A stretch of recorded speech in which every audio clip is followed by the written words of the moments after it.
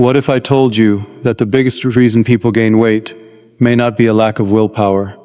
What if the advice we've been hearing for decades, just eat less and move more, is only a small part of a much bigger story? Because if losing weight were simply a matter of willpower, obesity would be easy to solve. But it's not. Millions of people lose weight, only to gain it back months or years later. They try restrictive diets, they count calories, they exercise harder, they skip meals, they promise themselves that this time will be different. And yet, for many people the weight comes back. Why? Is it because they are lazy? Is it because they don't have enough discipline? Or is something much more complicated happening inside the human body? The truth is that your body is not simply a machine that burns calories. Your body is a complex biological system that is constantly trying to protect you, adapt to your environment, and maintain a certain level of energy. And when you try to lose weight, your body doesn't always cooperate. In fact, sometimes, the harder you try to lose weight, the stronger your biological drive to eat can become. That's the part of obesity that most people don't understand. And once you understand it, the entire conversation about weight loss begins to look very different. Let's start with the most common explanation. Calories in, calories out. You've probably heard it before. If you eat more calories than you burn, you gain weight. If you eat fewer calories than you burn, you lose weight. At the most basic level, this is true. The laws of physics haven't changed. Your body cannot create energy from nothing. But here's the problem. This equation describes what happens. It doesn't fully explain why it happens. Your body is constantly adjusting both sides of that equation. Your appetite can change, your hunger can change, your physical activity can change without you even noticing. Your metabolism can adapt. Your hormones can change. Your brain can increase your desire for food. So when someone says, just eat fewer calories, they are describing the destination without explaining the journey. Imagine two people who both decide to lose weight. They start eating fewer calories. During the first few weeks, everything seems to work. Their weight goes down. They feel motivated. But then something happens. Hunger begins to increase. The foods they used to ignore suddenly look incredibly tempting. The feeling of being satisfied after a meal becomes harder to achieve. They may start thinking about food more often. And perhaps the most frustrating part is that their body may begin using less energy. They become lighter, so naturally, they need fewer calories to maintain their new body weight. But that's not the whole story. Their metabolism can also adapt to the weight loss. Their body may become more efficient. They may unconsciously move less. They may feel more tired. They may sit more. They may fidget less. And all of these small changes can reduce the amount of energy they burn throughout the day. At the same time, their brain may be sending a powerful message: find food. This is not necessarily a failure of character. It's biology. Your body evolved during a time when food was not available 24 hours a day. For most of human history, there were no supermarkets filled with thousands of calorie-dense foods. There were no fast food restaurants on every corner. There were no food delivery apps bringing high-calorie meals to your door in minutes. There were no sugary drinks available everywhere. There were periods when food was scarce, and the human body evolved powerful systems to prevent starvation. Those systems are still with us today. The problem is that our environment has changed dramatically. Our biology hasn't changed nearly as quickly. Think about what happens when you walk into a modern supermarket. You see hundreds of products, bright packaging, sweet flavors, salty snacks, desserts, soft drinks, highly processed foods. And many of these foods are specifically designed to be extremely appealing. They are easy to eat. They are easy to digest.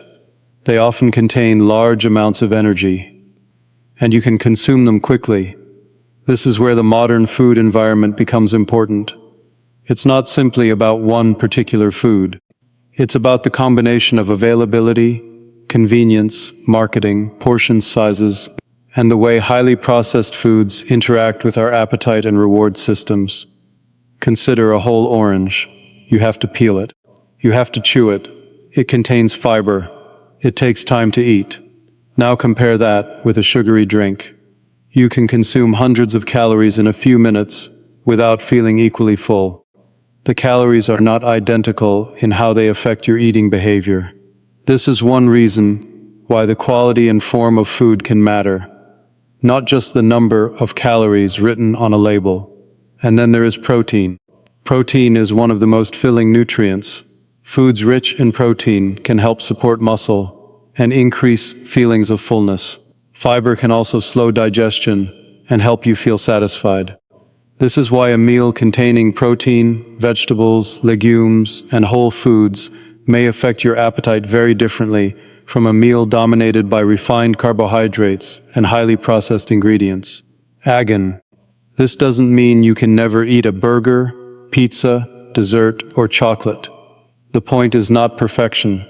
The point is understanding how your food environment influences your behavior. Because when highly processed foods become the foundation of your diet, it can become much harder to regulate appetite naturally.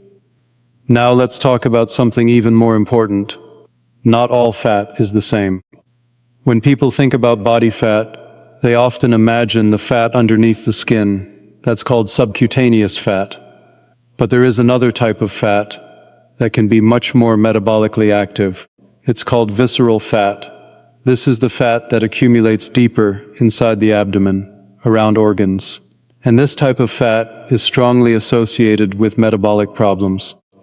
Visceral fat can release signaling molecules that influence inflammation and metabolism. It is associated with insulin resistance and an increased risk of conditions such as type 2 diabetes and cardiovascular disease. This is why your waist circumference can sometimes tell you something important about your metabolic health. Two people can weigh exactly the same, but their fat distribution can be very different. One person may store more fat around the hips and thighs. Another may accumulate more fat around the abdomen. Their metabolic risk may not be identical. And this brings us to one of the most misunderstood hormones in the entire conversation about obesity, insulin. You may have heard people say that insulin is the reason people become overweight. But the real story is more complicated. Insulin is an essential hormone. You need it to regulate blood glucose and help your body use and store energy. After you eat, particularly when you consume carbohydrates, your blood glucose rises. Your pancreas releases insulin. Insulin helps move glucose from the bloodstream into cells where it can be used or stored. This is a normal and necessary process. The problem develops when the body's tissues become less responsive to insulin. This is known as insulin resistance. When insulin resistance develops, the pancreas may produce more insulin to compensate. Over time, this can contribute to metabolic dysfunction. But obesity and insulin resistance are not a simple one-way relationship. They can influence each other. Excess body fat, particularly visceral fat, can contribute to insulin resistance. And insulin resistance can make metabolic health more difficult to manage. This is why focusing on a single hormone or blaming a single nutrient often oversimplifies a very complex biological system. Now let's talk about something that is often ignored in weight loss conversations, Abe. You might think that sleep has nothing to do with your waistline, but it can. When you consistently sleep poorly, your appetite regulation can be affected. You may feel hungrier. You may crave more energy-dense foods. You may have less energy for exercise. And when you're tired, your brain may naturally seek quick sources of energy. That could mean reaching for sugary foods, refined carbohydrates, or highly processed snacks.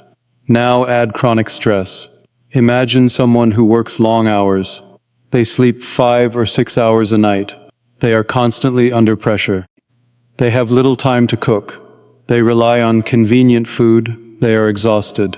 And then we tell that person, Just exercise more and have more discipline. It's not that exercise and diet don't matter. They absolutely do. But this advice ignores the environment and biology that shape their choices every single day. Stress can influence eating behavior. Poor sleep can influence appetite. And both can make weight management harder. This is why successful weight management often requires looking at the entire picture, not just food, not just exercise, not just calories, but sleep, stress, environment, medications, genetics, hormones, mental health, daily routines, and the ability to sustain changes over time. Genetics also plays a role. Some people naturally have a stronger appetite. Some people feel full more quickly. Others may have a stronger biological drive to eat. Genetics can influence where your body stores fat, how your body responds to food, and how your metabolism adapts to weight loss. This doesn't mean that your genes determine your destiny. They don't. But they can influence the difficulty of the journey. Think of it like running a race. Two people may start at the same place, but they may not be running on the same terrain. One person may have a biological advantage. Another may face stronger hunger signals. Another may be dealing with a medication that promotes weight gain.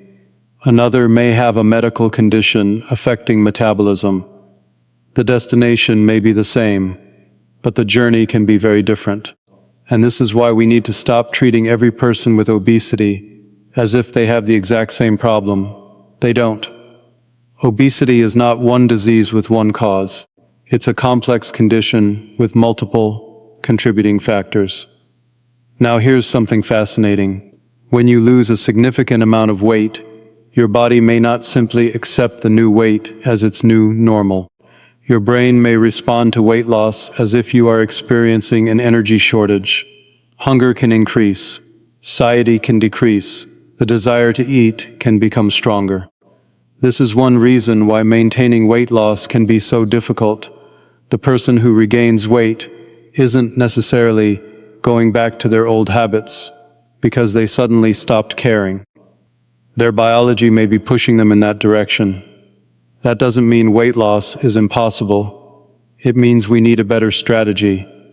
Instead of thinking about weight loss as a short-term diet, we should think about metabolic health as a long-term process. The goal should not simply be to lose as much weight as possible, as quickly as possible. The goal should be to improve health in a way that can actually be maintained. This is where physical activity becomes extremely important. Exercise is often promoted as a weight loss tool, but its benefits go far beyond the number on the scale. Regular physical activity can improve insulin sensitivity. It can support cardiovascular health. It can improve muscle strength.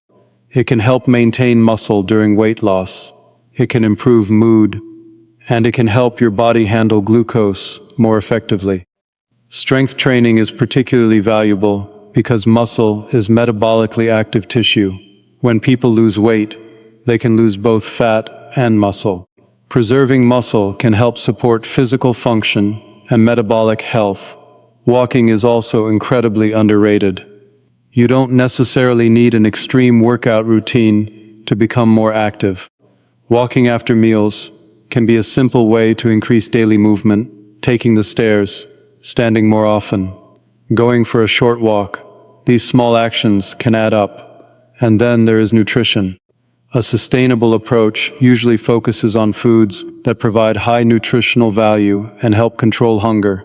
Protein-rich foods, vegetables, fruits, legumes, whole grains, nuts and seeds in appropriate portions, and minimally processed foods. The goal is not to create a diet that makes you miserable. Because if your diet is so restrictive that you cannot maintain it, it may not be a sustainable solution. The best diet is often the one you can follow consistently. But there is another important point. You don't have to wait until you lose a huge amount of weight to improve your health.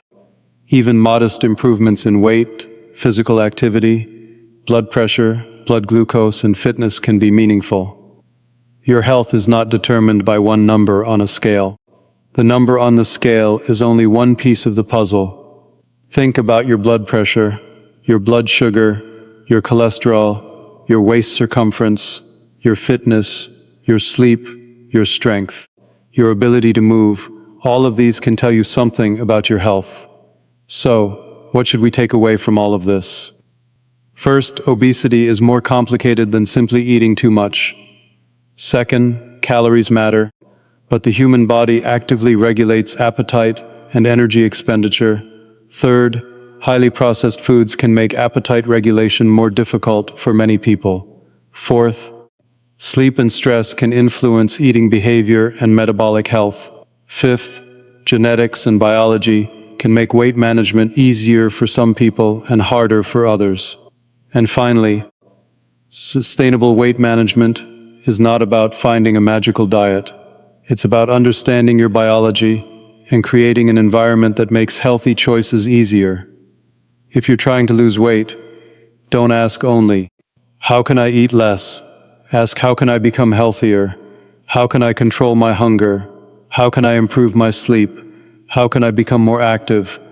How can I build more muscle? How can I create a diet that I can actually maintain? And perhaps most importantly, how can I make my environment work for me instead of against me? Because the truth is, your body is not your enemy. Your hunger is not a moral failure. Your metabolism is not broken, simply because weight loss is difficult. And struggling with weight does not mean you lack discipline. The human body evolved to defend itself against starvation. The problem is that today, we live in a world where high-calorie food is available almost everywhere, all the time. Our biology is ancient. Our environment is modern. And the collision between the two has created one of the biggest health challenges of our time. Understanding this doesn't give us an excuse to give up. It gives us a better starting point. Because when you understand why your body behaves the way it does, you can stop fighting blindly and start making smarter decisions. You can focus on the foods that keep you full. You can move your body regularly. You can protect your sleep. You can manage stress. You can build and preserve muscle. You can reduce your dependence on highly processed foods. And if necessary, you can seek professional medical support rather than believing that you simply need more willpower, because obesity is a medical condition. And like many other medical conditions, it deserves understanding, evidence-based treatment, and compassion. So the next time you see someone struggling with their weight, remember this. You are looking at the visible result of a much bigger biological and environmental story. And if you're personally struggling with weight, remember something else. You are not a failure. Your body is responding to signals. The goal is to understand those signals and work with your biology, not simply against it. Because losing weight may be difficult, but improving your health is still possible. And sometimes, the most powerful change doesn't begin with stepping on a scale. It begins with understanding what's happening inside your body. If you found this video helpful, share it with someone who needs to hear this message. And subscribe for more science-based videos that explain the human body in a simple, practical, and evidence-based way. Because the more we understand our health, the better decisions we can make for our future.